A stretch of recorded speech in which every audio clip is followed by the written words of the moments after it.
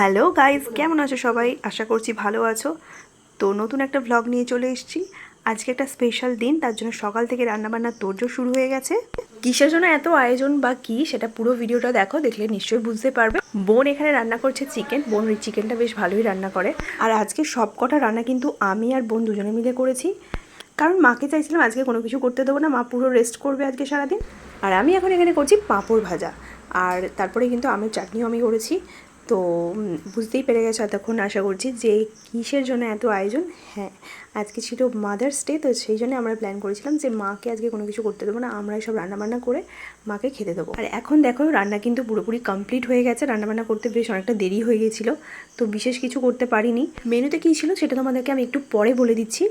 আর মায়ের যেহেতু অনেক রকমের খাওয়া দাওয়ার রেস্ট্রিকশনও আছে, তো সেই জন্য বিশেষ কিছু করিনি, মানে তেল ঝাল মশলা মায়ের খাওয়া যাবে না। তো সেই জন্যে বুঝে শুনে যেগুলো যেগুলো করা যায় সেই রকমই করেছি। আমার মা স্পেশালি মাছ খেতে বেশি ভালোবাসে, মানে চিকেন মাটন এগুলো অতটা ভালোবাসে না। আর মাটন তো একদমই খাওয়া চলবে না, চিকেনটাও অতটা ভালোবাসে না। তো আজকে ভাই বাজারে গিয়েছিল, তো বাজারে গিয়েও আজকে মাছ পাইনি। তো বোনকে বলেছিলাম যে তুই তাহলে, ও একটা কাজে বেরিয়েছিল, তাহলে আমি আসার সময় মাছ নিয়ে আসবে। তো ও মাছ কিনেও ছিল, কিন্তু সাইকেলে করে আসছিল তো, আর মাছটা না কোথাও একটা পড়ে গেছে, ঠিক আছে। তো সেই জন্য মাছটা আজকে আর করতে পারা গেল না। তো মেনুতে ছিল পটল ভাজা, আলু ভাজা, একটা শাকের তরকারি, চিকেন, চাটনি, পাঁপড় আর দই। আর ছিল স্পেশাল গন্ধরাজ লেবু। এটা কিন্তু আমাদের গাছের লেবু, আমাদের একটা বিশাল বড় গন্ধরাজ লেবুর গাছ আছে, আর প্রচুর লেবুও হয়েছে। তো এখন মাকে খেতে দিয়ে দিলাম, এবার আমরাও সব খেতে বসে পড়বো, কারণ অনেকটা বেলা হয়ে গেছে, মোটামুটি 2:30টার মতো বেজে গেছিলো সব কিছু ফিনিশ করতে। আর মা বুঝতেই পেরেছে এখানে ক্যামেরা অন আছে, তাই মা এই জন্য একরকম মানে ফানি টাইপের এক্সপ্রেশন দিচ্ছিল। আমার মা কিন্তু এরকম মজার মানুষ, মানে গম্ভীর বা এরকম ব্যাপারটা আমার মায়ের মধ্যে একদমই নেই। আমাদের সাথে পুরো বন্ধুর মতো সমস্ত কথা আমরা মায়ের সাথে শেয়ার করতে পারি, আর মাও আমাদের সাথে সব রকমের কথা শেয়ার করে। এই পুচকুটার কাণ্ড দেখো, মাকে এত গুছিয়ে টুছিয়ে খেতে দিয়েছি, সেটা দেখে ওর মনে হয়েছে যে ওর প্রতি অ্যাটেনশনটা আমাদের কম পড়ে গেছে। মানে ও এইরকমই, ওকে সবসময় অ্যাটেনশন দিতে হবে, সেই জন্য রেগে মেগে উঠে চলে যাচ্ছিলো। আবার যা হোক করে ওকে ধরে নিয়ে এসে বুঝিয়ে সুঝিয়ে খেতে বসানো হয়েছে।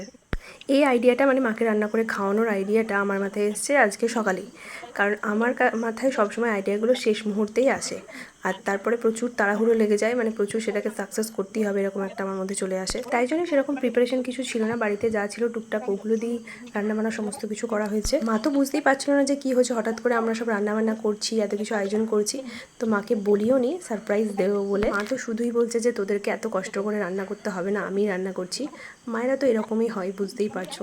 তো মাদার্স ডে সেলিব্রেট করছি মায়ের জন্য, মায়ের জন্য একটা দিন আমরা উদযাপন করছি, আর মাকে কিছু গিফট করবো না সেটা তো হয় না।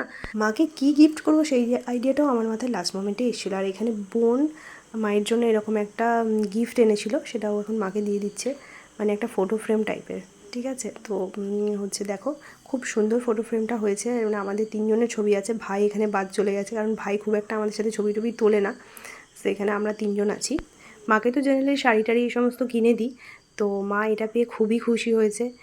আমার গিফটটা কিন্তু এখনও বাকি রয়ে গেছে, মাকে কি গিফট করলাম সেটা দেখার জন্য কিন্তু পুরো ভিডিওটা দেখতে থাকো। আর এখানে মা বলছে, মায়ের ছবিটা তো সাইডে চলে গেছে, মা বলছে এখানে যদি আমি মাঝখানে থাকতাম ভালো হতো। আর আমার গিফট কেনা নিয়ে ছোটোখাটো একটা মানে গল্প হয়ে গেছে, সেটা হচ্ছে যে বললাম না যে কোনো আইডিয়া আমার মাথায় লাস্ট মোমেন্টে আসে, এটাও লাস্ট মোমেন্টে এসেছে।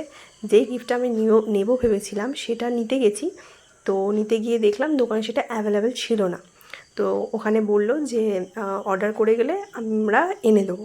মাদার্স ডে দিন ভেবেছিলাম মাকে গিফটটা করবো, কিন্তু আবার এটাও ভাবলাম যে তাড়াহুড়ো করে কিছু একটা কিনে নেবো, পরে গিয়ে আবার সেটা কীরকম হবে, তো একটুখানি ওয়েট করে কেনাই ভালো। আর একদিন পরে সেটা আমি হাতে পেয়েছিলাম। মাকে আমি বলছি তোমার জন্য একটা গিফট আছে সারপ্রাইজ, তুমি চোখ বন্ধ করো। মা তো কিছুতেই বুঝতে পারছে না যে কেন চোখ বন্ধ। এদিকে ক্যামেরাটাও অন ছিল, তো মা ভাবছে নিশ্চয়ই কোনো কিছু ব্যাপার আছে।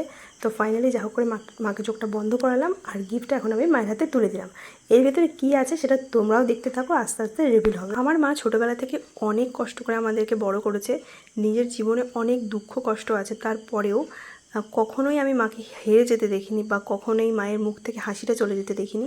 তো মাকে কোনো কিছু গিফট করতে পারা বা মাকে কোনো কিছু দিতে পারা, সেটা আমার কাছে একটা বিশাল বড় ব্যাপার।